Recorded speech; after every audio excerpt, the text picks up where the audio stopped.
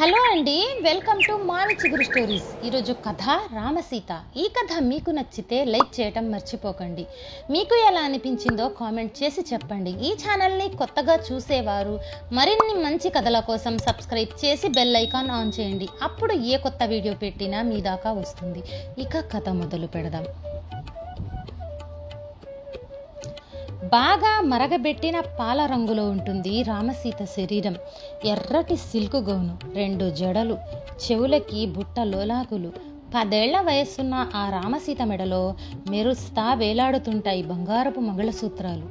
పసలపూడి ఊరి చివరున్న శ్మశానం కర్రి మందారెడ్డి గారి పొలం దాటేశాక వెదురుపాక ఆ ఊరి పేరు. వెళ్లే దారిలో ఉన్న ఆ 25 ఎకరాల తోటలో కోట లాంటి ఇల్లు రామసీత వాళ్ళది. దాన్నంతా మల్లిడి దొరారెడ్డి గారి తోట అంటారు. దొరారెడ్డి గారంటే రామసీతోళ్ల ముత్తాత. రోజు ఆ తోటలో నుంచి సవారీ బండి మీద బయలుదేరి మేడ చెల్లాయమ్మ గారింటి ఎదురుగా ఉన్న మా స్కూలు ముందు దర్జాగా దిగుతున్న రామసీతని రెప్పార్పకుండా చూస్తారంతా. అయితే ఎవరి కేసి కన్నెత్తి చూడని సీత నా దగ్గరకొచ్చి జబ్బ మీద చెయ్యేసి మరీ పలకరిస్తుంది. చాలా చనువుగా చాలా విషయాలు మాట్లాడేస్తూ ఉంటుంది. నాతో అలాగా సిల్లో బొల్లో మంటా ఉంటే ఆ సీతని రెప్పార్పకుండా చూస్తూ ఉంటాడు నా క్లాస్మేట్స్. రామసీత మెడలో తాలి కట్టిన భర్త అయిన చంద్రారెడ్డి ఆ వేళ మధ్యాహ్నం ఇంటర్వెల్ ఇచ్చినప్పుడు స్కూల్ వెనకాలన్న సపోటా చెట్టుకి దూరగా పండిన కాయల కోసం వెతుకుదా ఉంటే పరువానికొచ్చిన కాయ ఒకటి లోపలెక్కడో ఆకుల మధ్యలో దాక్కుని కనిపించేటప్పటికీ గబుక్కనొంగి దబ్బేశాను. సరిగ్గా అదే టైంలో అబ్బూ అంటా వినిపించిందో అరుపు.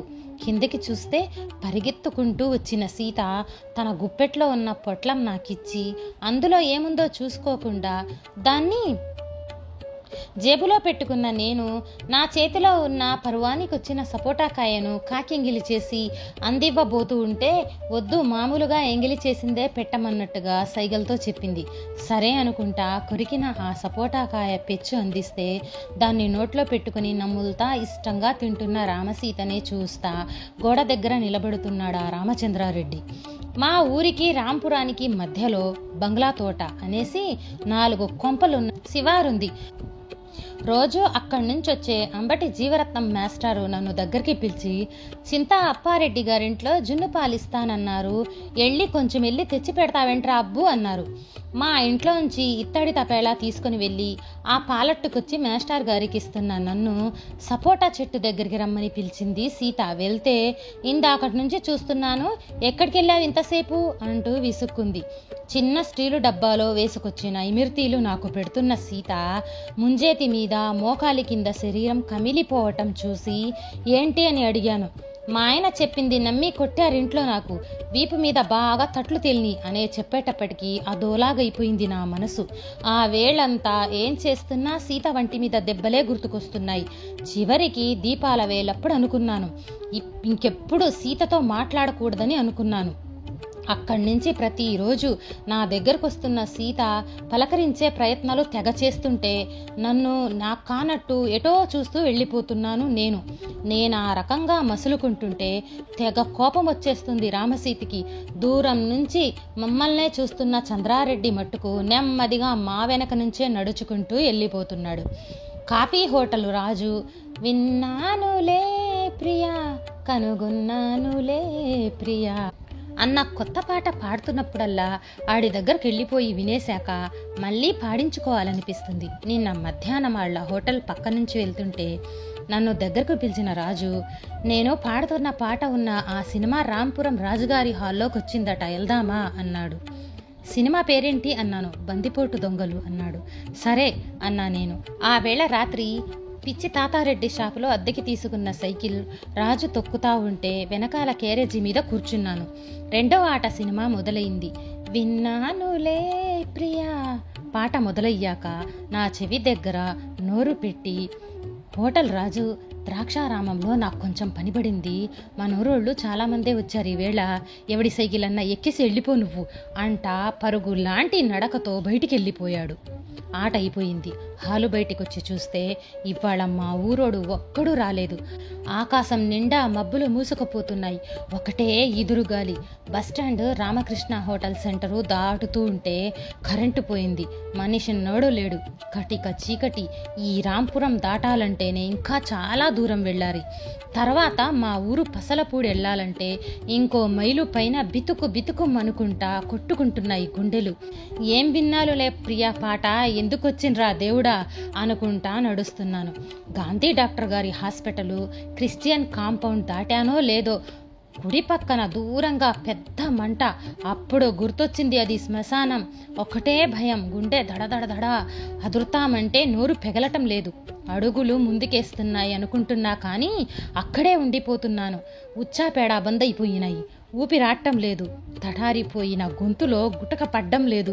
పక్కనే సవ్వారి బండాగింది. ఇంతలో వచ్చి ఎక్కమంటన్నాడు బండవుడు. గబా గబా వెళ్ళానో పడతా లేస్తా వెళ్ళానో మొత్తానికైతే వెళ్ళి బండెక్కేశాను. బండి కుష్ఠరోగుల బంగ్లా అది దాటేశాక కానీ నేను మామూలు మనిషి అవ్వలేదు. బండి లోపలున్న ఇద్దరు ముసలోళ్ల మధ్య కూర్చున్న ఆడమనిషి, బందిపోటు దొంగలు సినిమాకి వెళ్ళొస్తున్నాం మేము అంది. చైను తెగిన గుడిగంట గోడకి కొట్టుకుని నేల మీద పడ్డ సౌండ్ గుండెల్లో నుంచి. ఆ మనిషి రామసీత. వర్షం బోరుమంటూ కురుస్తుంది. బండి లోపల ముసలోళ్ళిద్దరూ మొద్దు నిద్రలోనే ఉన్నారు. ఎర్ర రంగు జేబురు మాలిచ్చిన సీత, దీంతో నీ ముఖం తుడుచుకుని నాకిచ్చేయంది. ఎందుకంటే ఏదో అంటదని తను చెప్పినట్టు చేశాను. బండి ఫర్లాంగెళ్ళాక వర్షం ఆగిపోయింది. ఊరి కాలువ దిగలో బండాపమని దిగిపోయాను నేను. రామసీత స్కూల్కొచ్చి వారం దాటేసింది. మొన్న బండి తోలిన పాలేరు సీత నన్ను బండెక్కించుకున్న సంగతి ఇంట్లో చెప్పేసిందనుకుంటాను. దాంతో చావగొట్టి గదిలో తోసి తాళం కప్పేసి స్కూల్ మానిపించేసుంటారు అనుకుంటా నడుస్తున్నాను. బండ్రేవు గట్టు మీద కాపురం ఉండే రావాలప్ప. ఊళ్ళో ఎవరిళ్లలో అన్నా పెళ్ళిళ్ళు పేరెంటాలైతే పిండి వంటలు మహా గొప్పగా చేసిద్ది. ఆ వేళ సవ్వారీ బండెక్కిపోతుంటే ఎక్కడికెళ్తున్నావే అప్ప అన్నాను. మళ్ళిడి దొరారెడ్డి గారి తోటలోకి రా బాబా అంది. అక్కడ నీకు పనేంటి అన్నాను. బోళ్ళన్ని పిండి వంటలు చేయాలరా, వాళ్ళ పాప రామసీత పెద్ద మనిషి అయింది కదా అంది. అంతే. నా ఆలోచనలన్నీ పటా పంచలైపోయినాయి. ఆ సంగతి తెలియక ఎన్ని తప్పుడు కథలన్నాను. మరైతే పెద్ద మనిషి అయిపోయిన రామసీతతో ఇంతకు మునుపులాగా మాట్లాడకూడదేమో ఇప్పుడు. మరెలా మాట్లాడాలి? మరేమని పలకరించాలి? రామసీత స్కూల్కి రావటం లేదు. వాళ్ళ తోటలోకి నేను వెళ్దామా అంటే ఆ మనిషి బాగు కోసం వెళ్ళకూడదని ఒట్టేసుకున్నాను. కర్ణాటకలో పొలాలు చవగ్గా వస్తున్నాయంట. కొన్ని వ్యవసాయం చేయటానికని మా కుటుంబాన్ని అక్కడికి తీసుకెళ్లిన మా నాన్న అది లాసు రావటంతో 5 ఏళ్ల తర్వాత మళ్ళీ వెనక్కి తీసుకొచ్చేశాడు మమ్మల్ని. ఆ వేళ శివరాత్రి అవ్వటంతో రాజేశ్వర స్వామి గుడి నిండా జనం. ఆ జనంలో ఎర్ర చీర, మెడలో సూత్రాల తాడుతో ఉన్న ఆ అమ్మాయి నన్ను చూసి ఆకాశం మెరుపులాగా నవ్వింది. చూసిన నాకు మతిపోయింది. గౌన్లో సీతకి ఈ సీతకి అసలు సంబంధమే లేదు. అందమంటే సీత, సీతే అందం. తన చుట్టూ వాళ్ళింట్లో జనమే ఉన్నారు. వాళ్ళెవ్వరూ నన్ను చూడకుండా నేను సీతనే చూస్తున్నాను. అలాగే చూస్తున్నాను. ఈ చంద్రారెడ్డేడి అనుకుంటున్నానో లేదో ఏడుపు గొట్టు మొహంతో నడుచుకుంటూ వస్తున్నాడు దూరాన్నుంచి. ఆడికిప్పుడు కనబడితే ఎదవ పెంట అనుకుంటా ఇంకో మూలకి పోయి సర్దుకుంటూ ఉండగా నా దగ్గరకొచ్చిన సీత, రేపు చీకటి పట్టాక మా తోట ఎదురుగా ఉండ చింత చెట్టు కిందకి నిలబడే అనేసి మాయమైపోయింది. చీకటి, చలిగాలి, ఆకాశం నిండా మబ్బులు. వేసుకొచ్చిన సైకిల్ని మందారెడ్డి గారి షెడ్లో చేరేసి ఆ చీకట్లో నడుచుకుంటా మళ్ళిడి దొరారెడ్డి గారి తోట ముందున్న చింత చెట్టు కిందకెళ్ళిపోయి నిలబడ్డా. గంట అయ్యింది, 2 గంటలయ్యింది. ఏ అలికిడి లేదు. అసలు వస్తాదా మనిషి? తేడా మనిషి కాదు గాని బయలుదేరుతుంటే ఇంట్లో జనం ఏమన్నా అడ్డుకున్నారా? లేకపోతే ఆ చంద్రారెడ్డి ఏమైనా ఫిట్టింగులు పెట్టాడా? అర్థం కావట్లేదు. వచ్చి చాలాసేపు అయిపోయింది. దయ్యాలు తిరిగే వేళ ఇది అనుకుంటూ ఉండగా ధన్మన్న సౌండ్ వచ్చింది. గుండె ఆగినంత పనైంది. ఏంటా అని చూస్తే చింత చెట్టు పక్కన గట్టు మీదున్న తాడి చెట్టు మీద నుంచి రాలిన తాటి పండు కిందున్న బోదెకాలలో పడింది. ఆ సౌండ్ అది. ఆ సీత ఇంకా రావటం లేదేంటి అనుకుంటూ ఉండగా 2 దీపాలు కనిపించాయి చీకట్లో. అటే చూస్తున్నాను. ఏ చప్పుడు లేకుండా ఆ 2 దీపాలు దగ్గరకొచ్చేస్తుంటే భయంగా చూస్తున్నాను. నా పీల గుండెకాయ ఆగిపోయేలాగా ఉంది. దీపాలు ఇంకా బాగా దగ్గరకొచ్చేస్తుంటే ఏ చప్పుడు లేని ఆ చీకట్లో పక్కోళ్ళు కూడా వినపడేలా చప్పుడు చేస్తుంది గుండెకాయ. ఇంకా బాగా దగ్గరకొచ్చేసిన దీపాలు నా ముందు నుంచే వెళ్ళిపోయినాయి. తీరా చూస్తే జట్కా బండి గూటికి ఎడాపెడా బిగించిన కిరసనాయిల్ దీపాలయ్యి చూపు వెళ్ళిపోతున్న జట్కా మీద నుంచి ఈ పక్కకి తిప్పుతా అలాగే ఉండిపోయాను. తెల్ల చీర కట్టుకున్న మనిషి సరాసరి నా పక్కకే వస్తుంది. ఇందాకటి జట్కా లాంతర్ల స్పీడు వచ్చేస్తూ ఉంటే దయ్యమేమో అని పరిగెత్తుకుంటా పారిపోతున్న వాణ్ణల్లా అబ్బో అన్న పిలుపుకి ఆగిపోయాను. బాగా దగ్గరకొచ్చేసి నాకు అరంగుళం దూరంలో నిలబడ్డ సీత నిన్ను చూసి 5 ఏళ్లయింది కదా అంది. అవును, చీకట్లో నిన్ను చూసి దయ్యమేమో అనుకున్నాను అన్నాను. నవ్వేసిన సీత, ఈ తోటలో నన్ను దయ్యంలాగా చూడాలనుకుందా నీకు? ముందెప్పుడన్నా అలా కనపడతానేమో చూద్దాం అంటా నవ్వేసిన 1/2 నిమిషం పాటు ఏం మాట్లాడకుండా ఉండిపోయిన ఆ తర్వాత మొదలెట్టింది. శోభనం నాడు రాత్రి అతను దగ్గరికొస్తుంటే ఓ మూలకెళ్ళిపోయి నువ్వు తుడుచుకొనిచ్చిన జేబు రుమాల్ని చూసుకుంటూ ఉండిపోయాను. జేబుగుడ్డ ఆ అబ్బుగాడిది కదా అన్నాడు. గుడ్డ నాదే, తను తుడుచుకొని ఇచ్చాడంతే అన్నాను. ఏమర్థమయ్యిందో కానీ చాలా గొడవ చేశాడా రాత్రి అంది. చిన్నప్పుడే సీతను సూత్రాల తాడుతో కట్టాడు. నువ్వతని భార్యవి సీత అన్నాను. నన్ను అడిగి కట్టాడా? నువ్వు కూడా అలాగా మాట్లాడతావేంటి అంది. ఇప్పుడేమంటావు సీత? నాకిష్టమైనోడితో నేను కాపురం చేయాలనుకుంటున్నాను. ఇంట్లో కూడా ఇదే ముక్క చెప్పాను. ఏ ముక్క సీత? తెల్లారాక ఏం చెప్పాడో అతను. దీపాల వేలప్పుడు నా దగ్గరకొచ్చిన మా అమ్మ అడిగితే నాకు ఆ చంద్రారెడ్డి నచ్చలేదు. నల్లమిల్లి సూరాయమ్మ గారి అబ్బులకిచ్చి మారుమునుపు చెయ్యండి అన్నాను. దానికేమన్నారు సీత మీ ఓళ్ళు? వాళ్ళంతా వాతలు పెట్టి వారం రోజుల పాటు చీకటి కొట్లో పెట్టారు. సరే, చివరి మాటగా నువ్వేం చెప్తావు? నాకా చంద్రారెడ్డి వద్దు, నువ్వే కావాలి. నువ్వే వచ్చేయి, నీకోసమే చూస్తూ ఉంటాను. ఒకవేళ నేను చచ్చిపోతే దయ్యమై నీకోసమే ఎదురు చూస్తూ ఉంటానబ్బు అంటా ఆ సీత నా మీద పడ్డ క్షణం 4 పాలేళ్ళొచ్చి కర్రలతో నన్ను చావగొట్టడం ఒకేసారి జరిగిపోయాయి. దూర ప్రాంతాల నుంచి లారీల్లో దిగిన రౌడీ గుంపొకటి మీ ఓణ్ణి ఊళ్ళో నుంచి అర్జెంటుగా పంపించెయ్యకపోతే చంపేస్తాం అని వార్నింగులు ఇస్తా వాళ్ళు చేసిన అల్లరికి తెగ భయపడిపోయారు మా ఇంటిల్లి పాది. మా ఊర్లో సిరిసిరి మువ్వ సినిమా తీస్తున్నారని తెలిసి మద్రాసు ట్రస్టుపురంలో ఉన్నాళ్ళు ఆఫీస్కెళ్తే నిర్మాతల్లో ఒకడైన నల్లమిల్లి భాస్కర్ రెడ్డి గారు ఈ ఊళ్ళో ఏం పని చేస్తున్నావన్నారు. నేను రాసిన మంచు పల్లకి, కర్మసాక్షి నవలలు పత్రికల్లో ప్రింట్ అయినా కొన్ని కథలో కటింగులు చూపించి ఏదైనా పత్రికా ఆఫీసులో సబ్ ఎడిటర్ పని దొరుకుతేమో అని వచ్చాను అన్నాను. ఆ పనొద్దులే గాని ఎవరైనా డైరెక్టర్ దగ్గర అసిస్టెంట్గా చేరు, రైటర్వి కాబట్టి ఫ్యూచర్ ఉంటుంది అంటా పని దొరికేదాకా వాళ్ళ ఆఫీసు పెంట్ హౌస్లో ఉండమన్నారు. బాపు గారి దగ్గర చేరదామంటే విక్టరీ మధుసూదన్ రావు గారి దగ్గర దొరికింది అసిస్టెంట్ డైరెక్టర్ పని. ఇక్కడి నుంచి మొదలైన నా సినిమా ప్రయాణం పరిచయమైన ప్రతి ఆడ మనిషిలోనూ రామసీతను వెతికే ప్రయత్నం చేశాను గాని ఎక్కడా కనపడాలేదా సీత. 1982లో డైరెక్టర్ అయ్యాక నేను పరిచయం చేసిన చాలామంది ఆడవాళ్లలో ఆ రామసీత ఎక్కడైనా కనపడుద్దేమో అని చూస్తున్న మచ్చుక్కు కూడా కనిపించలేదు.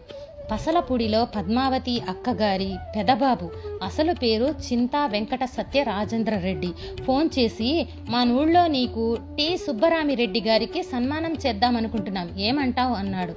అంత పెద్దోళ్ల పక్కనెందుకులే, అయినా సన్మానాలకి అది నేను చాలా దూరం కదా అన్నాడు. దాంతో మళ్ళీ వాళ్ళెవ్వరూ ఈ పని మీద నాకు కబూరు చెయ్యలేదు. సినిమా అవస్థలు, ఆనందాలు, ఇబ్బందులు, ఇరకాటాలు వీటిల్లో పడి కొట్టుకుంటా మునిగి తేలుతా నేను రామసీత ధ్యాసలో నుంచి పక్కకొచ్చేసాను. పోను పోను రామసీతని మర్చిపోయాను. ముందు మా నాన్న, తర్వాత మా అమ్మ కాలం చేసినప్పుడు కూడా నేను పసలపూడి వెళ్ళలేకపోయాను. ఊళ్ళో నా వాళ్ళంటా ఎవ్వరూ లేకపోవటం వల్ల అక్కడ సంగతులు నాకేం తెలియకుండా పోయినాయి. చూస్తుండగానే 25 ఏళ్లు గడిచిపోయాయి. చెల్లూరు స్కూల్లో నాతో పాటు 6, 7 క్లాసులు చదివిన కొవ్వూరి త్రినాథ్ రెడ్డి ఫోన్ చేశాడు. ఆ వేళ బలభద్రపురంలో కోళ్ల ఫారాలు ఇంకా చాలా వ్యాపారాల్లో బిజీ అంట. తను ఇప్పుడు వైఎస్ఆర్సీపీలో ఉన్నట్ట, అంతకుముందు కాంగ్రెస్ అంట. బాగుంది, కానీ నాకు ఫోన్ చేయటం కారణం ఏంటన్నాను. ఏప్రిల్ 15వ తారీఖున మన పసలపూడి ఎలిమెంటరీ స్కూల్లో మనతో పాటు 5, 6 క్లాసు దాకా చదువుకున్నోళ్ళందరం పోగవుతున్నాం. ఎట్టి పరిస్థితుల్లోనూ ఆ ఫంక్షన్కి నువ్వు వచ్చి తీరాలి. ముందే చెప్తున్నాను, ఆ వేళ నీకు చిన్న సన్మానం లాంటిది కూడా అనుకుంటున్నాము. నువ్వు ఒప్పుకోవాలి మరి అన్నాడు. అదే స్కూల్లో నాతో పాటు కలిసి తిరిగిన రామసీత, ఆనాటి కథలు, ఆనాటి గొడవలు అమాంతరంగా గుర్తుకొచ్చేసి నన్ను ఊపిరి సలపకుండా చేసేటప్పటికీ మనసంతా అదో రకంగా తయారైపోయింది. ఆ వేళకి పని చేయబుద్ధి అవ్వలేదు. మనసంతా రామసీతే, శిరస్సు నుంచి సిరిపాదం దాకా రామసీతే. రాత్రి త్రినాథ్ రెడ్డికి ఫోన్ చేసి, సరే త్రినాథు, ఒకరోజు ముందే వస్తాను అన్నాను. ఏప్రిల్ 14 ఆ వేళ. రాజమండ్రి ఎయిర్పోర్ట్కి వచ్చిన త్రినాథ్ రెడ్డి నన్ను రిసీవ్ చేసుకుని కారెక్కించుకున్నాడు. కదిలిన ఆ కారు వేమగిరి వంతెన దగ్గరకొచ్చాక ఎడం పక్కకి తిరిగి పసలపూడి వైపే వెళ్తుంది. మైక్ సెట్టు గోపాళంగారబ్బాయి రామారెడ్డి చేస్తున్నాడంట ఈ ఫంక్షను. నేనుండటానికి ఊళ్ళో చింతాసు బ్రాహ్మణరెడ్డి గారి మేడలో గది ఏర్పాటు చేశారంట. మేమెరిగినోళ్ళెవ్వరూ బతికి లేరంట ఇప్పుడు. ఎండమూరి ప్రభాకరం మాస్టారు, స్వరాజరెడ్డి, హోటల్ గోపాలరావు గారు, భూత వైద్యాలు చేసే వెలగల గోపాళం, లాకుల కిందుంటే భోగం భాస్కరం గారు, ఇలా పెద్దోళ్ళంతా కాలం చేశారంట. అప్పుడు నన్ను చంపటానికి గుంటూరు ఏరియాల నుంచి రౌడీల్ని తీసుకొచ్చిన రామసీతాళ్ళ మావయ్య, వాళ్ళ నాన్న, అమ్మ, వాళ్ళంతా కూడా కాలం చేసే ఉంటారు కదా. మరైతే ఆ భర్త చంద్రారెడ్డితో ఉన్న రామసీత ఏం చేస్తుందో ఇప్పుడు, వాళ్ళ పిల్లలు ఏం చేస్తున్నారో ఇవన్నీ అడగాలనుకున్నాను. కానీ అడిగితే పాత కథలు ఎక్కడెత్తుతాడో అని అడగలేదు త్రినాథ్ రెడ్డిని. ద్వారాపుడి వంతెన ఎక్కి కుడి పక్కకు తిరిగిన కారు ఇప్పనపాడు లాకులు దాటుతుంది. సీత గురించే ఆలోచనలు చేస్తున్న నా మనసు ఏదోలాగైపోతుంది. ఇంకీ జన్మకి మళ్ళీ కలుస్తానో లేదో, ఈ రాత్రికి ఆళ్ల తోటలోకెళ్ళి రామసీతని కలవాలి. ఈ ఆలోచన మనసులో చాలా బలంగా ఉండబట్టే ఈ ప్రోగ్రాంకి ఒప్పుకున్నాను. ఊళ్ళో బాగా చీకటి పడిపోయింది. ఇన్నోవా ఒకటి కాలువగట్టు దిగొస్తుంటే హోండా యాక్టివా సుబ్బారాయుడు గారి గుడి మలుపు తిరిగింది. ఒకప్పుడు వెలిగిన బ్రాకెట్ ఆదిరెడ్డి గారిల్లిప్పుడు బోరుమని ఏడుస్తా పడిపోవటానికి సిద్ధంగా ఉంది. పంచాయతీ సెంటర్ దాటి కుడి పక్కకి తిరిగితే ఆనాడు సందడిగా ఉన్న చెల్లాయమ్మ గారి మేడ ఉండే చోటు ఖాళీ స్థలంగా కనిపించింది. అది దాటుకుంటూ బుచ్చిరాజు గారి కిల్లి కొట్టు దగ్గర నుంచి ఎడం పక్కకి తిరిగి పెద్ద వీధి, తూర్పుపేట, రామాలయం, శ్మశానం దాటితే నల్లటి చీకటి బాగా ముందుకి నడుచుకుంటా వెళ్తుంటే ఒకటే గాలి. దారి పక్కనే బాతులోళ్ల గుంపు, పొలం గట్టు మీద పొడగాటి తాడి చెట్లు. ఇంకాస్త ముందుకెళ్తే ఆ చీకట్లోనే కనిపించింది ఆనాటి మల్లిడి దొరారెడ్డి గారి తోట. ఆనాడా చీకట్లో చూసినట్టే ఉంది అదే దారి, ఏం మారలేదు. ఎవరన్నా ఉన్నారా అని చూసుకుంటా వెళ్తున్నాను గాని నరమానవుడన్న అలికిడే లేదు. అలా ముందుకి బాగా లోపలికెళ్తే కనబడింది ఆనాటి పాత కోట. కిటికీ దగ్గరికెళ్ళి తొంగి చూస్తే లోపలెక్కడో మినుక్కుమంటూ దీపం. అలాగా చాలాసేపు చూస్తూ ఉండిపోయిన నేను ఎప్పటికో సీతా అన్నాను. సమాధానం లేదు. మళ్ళీ పిలిచాను. మళ్ళీ పిలిచేటప్పటికీ ఎప్పటికో ఎవరు అన్న మాట వినిపించింది. అది సీత గొంతే. నేను సీత అబ్బుని అంతే. ఘల్ ఘల్ ఘల్ ఘల్ మంట దగ్గరైన మువ్వల పట్టాల చప్పుడు. పాతకాలం బర్మాటాకు తలుపులు చప్పుడు చేస్తా తెరుచుకోవటంతో అడుగులో అడుగేసుకుంటూ లోపలికెళ్ళాను. రెప్పార్పకుండా, తల తిప్పకుండా, అసలే మాత్రం కదలకుండా నన్నే చూస్తుంది. అలాగే చూస్తానే, ఎన్నేళ్లకి చూశాను నిన్ను, నాకు తెలుసు ఎప్పటికైనా నువ్వు వస్తావని అంటుంది. ముసలిదానివైపోతావనుకున్నా అవ్వలేదు సీత నువ్వు అన్నాను. నువ్వేమైపోయావబ్బు అంటా నవ్వింది. ఇంట్లో ఎవ్వరూ లేరా అన్నాను. నవ్వేసిన సీత, మనకే ఇంతింత వయసులొచ్చేస్తే వాళ్ళింకా ఎక్కడుంటారు, ఎప్పుడో వెళ్ళిపోయారంది. మరి మీ ఆయన చంద్రారెడ్డి, నీతో నాకు సంబంధం ఉందంట, చిన్నప్పుడే నేను చెడిపోయానంట, నాకు నరకం అంటే నరకం చూపించి వెళ్ళిపోయి ఎప్పుడన్నా వస్తూ ఉంటాడు. కరెంట్ లేదు ఏంటి కిరసనాయిల్ దీపాలు? చంద్రారెడ్డి కరెంటు బిల్లు కట్టలేదని తీసేశారు. ఒంటరిగా ఉంటున్న ఆ సీతను చూస్తుంటే జాలేసింది. ఒంటరిగా ఉంటున్నావు, భయం వేయటం లేదా అన్నాను. ఈ తోటలోనే పుట్టి పెరిగిన నాకు భయం ఏంటి అంటా నా కళ్ళల్లోకే చూస్తూ నాకు దగ్గరగా వచ్చి నన్ను దక్షిణం వైపున ఉయ్యాల బల్ల వైపు నడిపించుకుంటూ తీసుకువెళ్ళి కూర్చోబెట్టింది. భోజనం చేశావా అంది. లేదు అన్నాను. అయ్యో వంట చేస్తాను అంటా లేస్తుంటే వద్దు అని ఆపేశాను. భలే ఓడివే, ఉప్మా అన్నా చేస్తాను అంటా వంటగదిలోకి వెళ్ళి 5 నిమిషాల్లో చేసేసి పళ్ళెంలో వేసి పట్టుకొచ్చింది. తింటుంటే మా గొప్ప రుచి.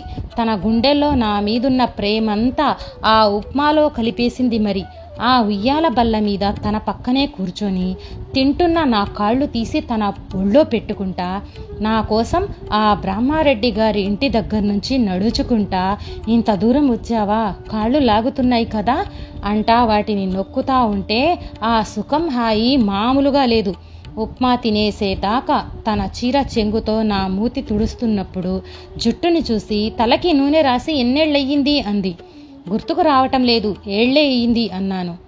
ఏ మనిషండి బాబు అంటా లోపలికెళ్ళి కొబ్బరి నూనె తీసుకొచ్చి రాసింది. బాల్య స్నేహితురాన్ని వదిలి వెళ్ళటం నా వల్ల కావటం లేదు, రేపొస్తాను సీత అన్నాను. అదోలాగా నవ్వేసిన రామసీత, అంటావు గాని ఈ జన్మకు రాలేవు అంది. అలాగనెయ్యొద్దు సీత, రేపు పగలే వచ్చేస్తాను, చూస్తూ ఉండు అంటుంటే నవ్వేసిన సీత, వచ్చావులే పెద్ద, ఇలాగే నా దగ్గరికి రా అంటూ కౌగిలించుకుంది నన్ను. ఇంతకు ముందెప్పుడు ఎరుగని హాయి, అంత అద్భుతమైన హాయిని పుట్టాక ఎరుగను. అలా గుండిపోవాలనిపిస్తుంది, అలాగే ఉండిపోవాలనిపిస్తుంది నాకు. ఈ రోజు కోసం ఎన్నేళ్ల నుంచి ఎదురు చూస్తున్నానో తెలుసా అబ్బు. చాలు, ఈ జన్మకు చాలు అంటున్న సీతా గొంతు జీరపోయింది. పోను పోను మూగపోయింది. కళ్ళ నిండా నీళ్లతో ఊపిరి బిగుస్తా ఉన్న మనిషిని మెల్లగా ముద్దెట్టుకొని మృదువుగా వదిలిపెట్టి ఆ ముదురు చీకట్లో నడుచుకుంటా ముందెళ్ళిపోయాను. రామసీతని నాతో పాటే తీసుకెళ్ళిపోయి పెళ్లి చేసుకుందామన్న నిర్ణయానికి వచ్చేశాను. ఆ చంద్రారెడ్డొచ్చి ఏమన్నా అల్లరి చేస్తే ఊరి పెద్దల మధ్య పెడదామనుకుని అదే విషయం సీతతో మాట్లాడదామని బయలుదేరుతుంటే కారు దిగిన త్రినాథ్ రెడ్డి, ఎక్కడికి వెళ్తున్నావు అన్నా. వెదురుపాక వైపు అన్నాను. ఫంక్షన్ మధ్యాహ్నం నుంచే మొదలైపోయిద్ది, ఈ లోపలే వచ్చేస్తావు కదా, అయినా నీవేళ పనేం పెట్టుకోలేదులే, నేను కూడా వస్తాను పదా అన్నాడు. విషయం రేపు పొద్దుట ఎలాగో పబ్లిక్ అవుతుంది, అందులోకి గొడవ కానీ అయితే ఈ త్రినాథ్ రెడ్డి అవసరం బాగా ఉంటుంది కాబట్టి సరే రమ్మన్నాను. బయలుదేరిన మా కారు మల్లిడి దొరారెడ్డి గారి తోటలోకి వెళ్ళి ఆ కోట ముందు ఆగగానే దిగిన నేను అక్కడ జరుగుతున్నది చూసి అలాగే ఉండిపోయాను. 2 ప్రొక్లైన్లు నేల మెట్టం చేస్తున్నాయి కోటని. షాక్ అయిపోయి చూస్తూ ఇదేంటి అన్నాను. చంద్రారెడ్డి రాజమండ్రిలో ఎవరో రియల్ ఎస్టేట్ వాళ్ళకి అమ్మేసింది ఇదంతా, వాళ్ళు ప్లాటింగ్ చేసుకుంటున్నారు అన్నాడు త్రినాథ్ రెడ్డి. మరి లోపలున్న రామసీత అన్నాను. రామసీత ఇంకెక్కడి రామసీత, తను చనిపోయి 5 ఏళ్ళు అయ్యింది కదా. ఏంటి, 5 ఏళ్ల క్రితం ఇదే ఇంట్లో చనిపోయింది రామసీత, తను పోలేదు. చంద్రారెడ్డి అనుమానిస్తా చంపేశాడని అనుకుంటారు మనోళ్ళు అందరూ అంటా ఇంకా ఏదో చెప్తున్నా త్రినాథ్ రెడ్డి, వచ్చేయి నీకోసమే చూస్తూ ఉంటాను, ఈవేళ నువ్వు వచ్చేలోగా నేను చచ్చిపోతే దయ్యమై నీకోసమే ఎదురు చూస్తూ ఉంటాను అన్న రామసీత మాటలు గుర్తు చేసుకుంటున్న నాకు కళ్ళల్లో నుంచి నాకు తెలియకుండానే కన్నీళ్లు వస్తున్నాయి. ఈ కథ నచ్చితే లైక్, షేర్ చేసి తప్పకుండా సబ్స్క్రైబ్ చేయండి.